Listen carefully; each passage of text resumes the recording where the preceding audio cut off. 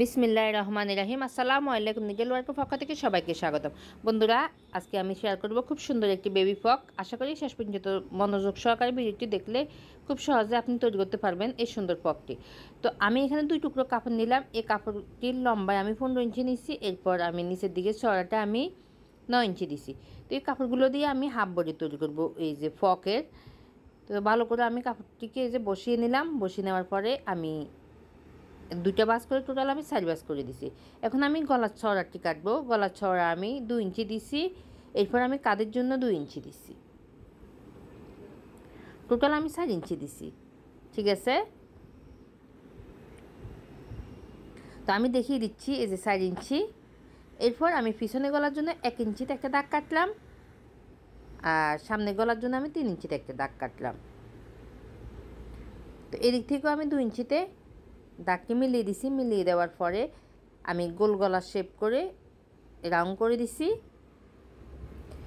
এরপর আমি বগলের জন্য 4.5 ইঞ্চিতে আরেকটি মার্কিং করলাম। তো এদিক থেকেও আমি 4 ইঞ্চিতে একটা দাগ দিলাম। দেওয়ার পরে আমি এখানে এই যে হালকা রাউন্ড শেপ করে দিছি। এরপর আমি জামাটির বডির মাপটি দাগ কাটবো। তো 6.5 ইঞ্চি দিছি।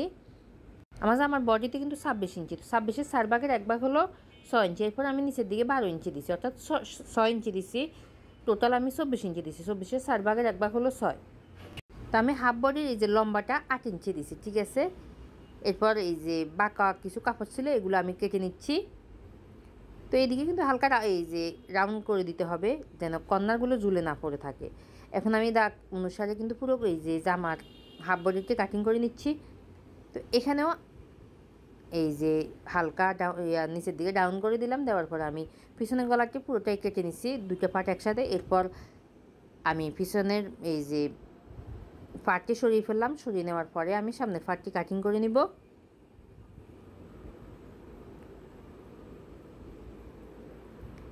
এখন আমি খুলে দেখাচ্ছি। এই যে সামনের পার্টটি দেখতে এমন। এরপর এটা হলো পিছনের পার্ট।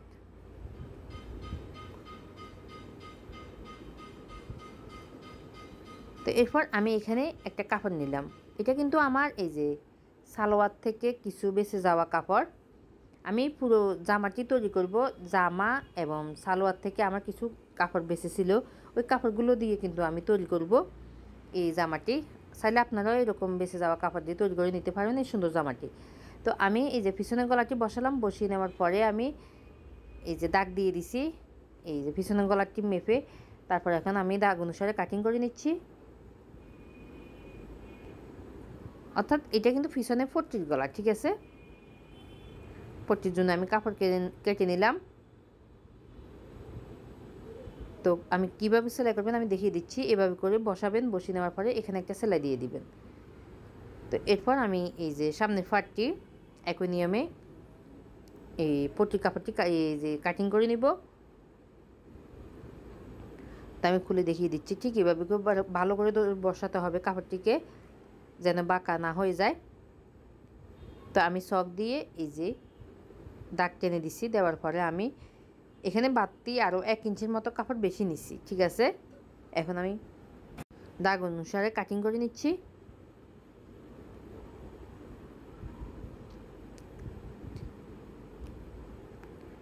তো আমি দেখিয়ে দিচ্ছি কীভাবে সেলাই করবেন। এভাবে করে বসাবেন। বসিয়ে নেওয়ার পরে এই যে এখানে একটা সেলাই দিয়ে দিবেন। তা আমি সেলাইটি দিয়ে দিলাম অফ ক্যামেরায়। এখন আমি এই যে কাপড়গুলোকে ছোটো ছোটো করে কাটিং করে দিচ্ছি। ঠিক আছে, কাটিং করে দেওয়ার পরে আমি ঠিক এভাবে করে উল্টিয়ে একটা ভাঁজ দিয়ে তারপর আরেকটা ভাঁজ করে দিয়ে আমি 40 কাপড়ের উপরে সেলাই করে নিব। তো চাইলে কিন্তু আপনারা এখানে হাতও সেলাই করে নিতে পারেন। তো এই যে আমি সেলাই করে নিলাম। এটা সামনের ফাট আর এটা হলো পিছনের ফাট, অর্থাৎ 2টা ফাট আমি একসাথে সেলাই করে নিচ্ছি। এখন আমি পিছনের এই যে ফাটটাকে ঠিক এভাবে করে একটা ভাঁজ দিব। দেওয়ার পরে আমি 40 কাপড় কাটবো। ঠিক আছে, তো আমি 1.5 ইঞ্চি করে এই যে 40 কাপড় কেটে নিচ্ছি। এই 40 কাপড়গুলো দিয়ে আমি হাতার এই যে গুলো সেলাই করব। তো আমার এখানে সাইড পার্ট আছে। তো আমি প্রথমে সামনের ফাটটা নিলাম। নেওয়ার পরে আমি 40 কাপড়টিকে এক ভাঁজ করে এই যে 2 ভাঁজ করে নিচ্ছি। এভাবে করে ধরে এখানে একটা সেলাই করে দিব, এরপর এভাবে ধরে এখানে একটা সেলাই করে দিব। তো দুইটা পার্ট আমি একই নিয়মে সেলাই করে নিব। তো আমি দেখিয়ে দিচ্ছি পিছনের পার্টটাও কীভাবে সেলাই করবেন। এই যে কাপড়টিকে এভাবে করে একটা ভাঁজ দিয়ে তারপর এভাবে করে ধরে এখানে সেলাই দিতে হবে। তো এখানে একটা সেলাই দিতে হবে। এই যে আমার সেলাইগুলো দেওয়া হয়ে গেল। এরপর আমি ছোট ছোট করে কাটিং করে দিচ্ছি।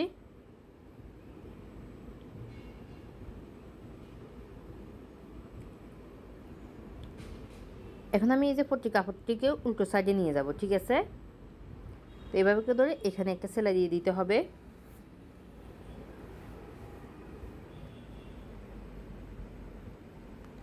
তো আমি সেলাই করে নিলাম এই যে। এরপর আমি দেখিয়ে দিচ্ছি পিছনের পার্টটাও আমি একই নিয়মে সেলাই করে নিচ্ছি। তো এরপর আমি পিছনের পার্টটাকে নিলাম, নিয়ে যে সমান করে একটা ভাঁজ দিলাম। ভাঁজ দেওয়ার পরে আমি 3.5 ইঞ্চিতে একটা এই যে দাগ টেনে দিচ্ছি সক দিয়ে। আমি পিছনে এই যে হুক দিব, এই জন্য তিব্বুতাম বা হুক যেটাই দেন। তো আমি এই যে কেটে নিলাম। এরপর আমি দেখিয়ে দিচ্ছি এখানে আমি একটা পট্টি কাপড় নিলাম। এটি লম্বা, এই যে চড়াটা আমি 2.5 ইঞ্চি দিচ্ছি। লম্বাটা আপনার কাটা অনুসারে কিন্তু কাপড়টি নেবেন, যতটুকু আপনার এই যে পিছনে পট্টি কাপড়টি আমি কেটে নিলাম ওই অনুসারে কিন্তু লম্বাটা নেবেন। এরপর সমান করে আমি কাপড়টিকে ধরলাম, ধরে নেওয়ার পরে আমি একটা দাগ দিয়ে দিচ্ছি। এখন আমি এই পট্টির পিছনে পাটটিকে এভাবে করে বসাবো, সমান করে বসাতে হবে। উপরে কিন্তু আমি 1 ইঞ্চির মতো করে দাগ টেনে নিচ্ছি, ঠিক আছে। কাপড় রেখে দিচ্ছি। এরপর এভাবে করে ধরে সেলাই করে দিতে হবে। তো আমি সেলাইটি দিয়ে দিলাম।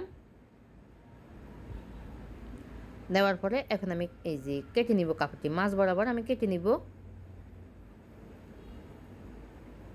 তো কেটে নেওয়ার পর এখন আমি কাপড়টিকে উল্টিয়ে নিব। তো আমি উল্টিয়ে নিলাম, এই যে উল্টিয়ে নেওয়ার পরে ঠিক এভাবে করে উপরে কাপড়টিকে একটা ভাঁজ দিতে হবে। দেওয়ার পরে দুই পাশে এই যে কাপড়গুলোকে এভাবে করে ভাঁজ দিতে হবে, দিয়ে এই যে একটা সেলাই দিতে হবে। আমি সেলাই দিয়ে দিলাম এই যে।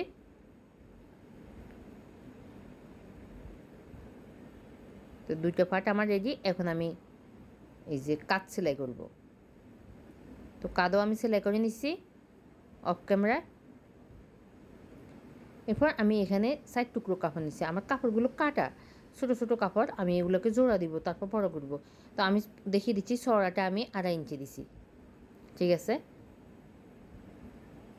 আপনারা কিন্তু এই যে বড় কাপড় নিয়ে নেবেন। আমার এখানে কাপড় কম, এই জন্য কিন্তু আমি এই যে জোড়া দিছি, ঠিক আছে। তো আমি জোড়া দিয়ে আটকিয়ে নিলাম। আটকিয়ে নেওয়ার পরে আমি এক সাইড সেলাই করে নিচ্ছি।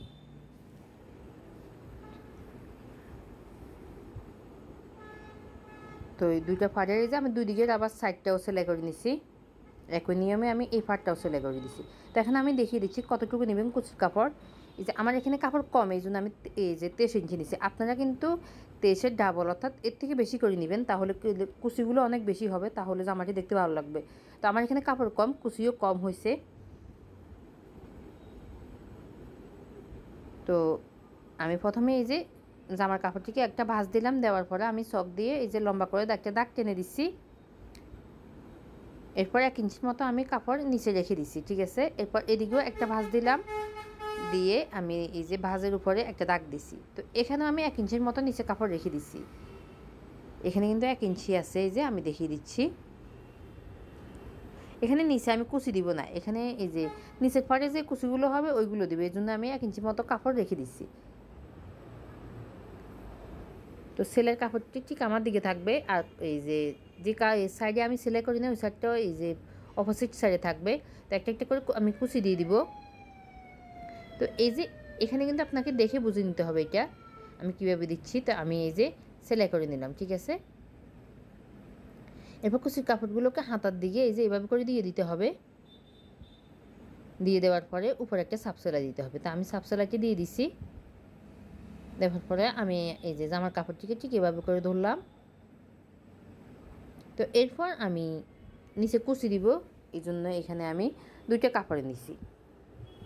আমার এখানে 2টা আছে কাপড়।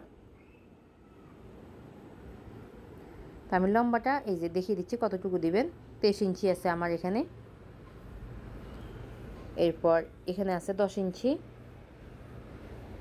জামাটি কিন্তু টোটাল লম্বাটা আমি 14 ইঞ্চি দিয়েছি। তো আপনারা কিন্তু আপনাদের বাচ্চার এই যে লম্বার মাপটা নিয়ে তারপর কিন্তু এই যে এখানে জামাটির মাপটি নেবেন। তারপর আমি এই কাপড়টিকে ঠিক উল্টো সাইডে এভাবে করে ধরবো, ধরে এখানে আমি একটা একটা করে কুচি দিয়ে দিব।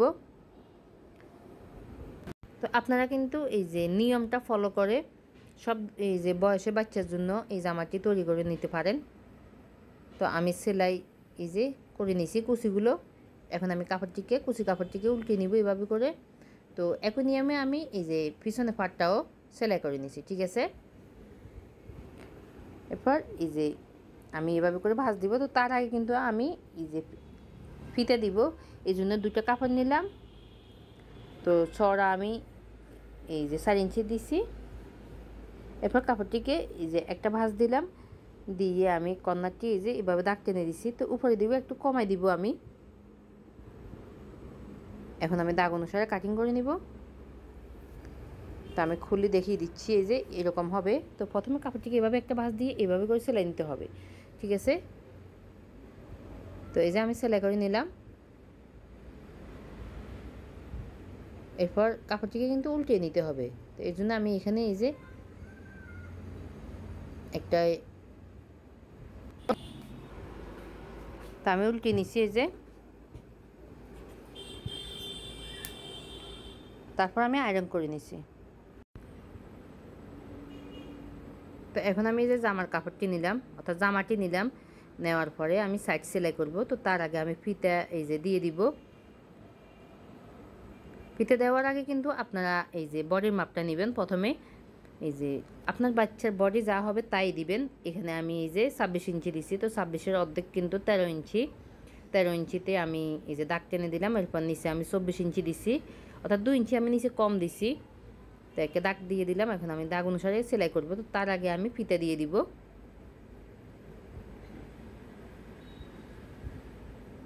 তো ফিতাটিকে এভাবে করে দিয়ে দিতে হবে, দিয়ে তারপর এই যে সমান করে ধরে এই যে দাগ অনুসারে সেলাই করে নিতে হবে।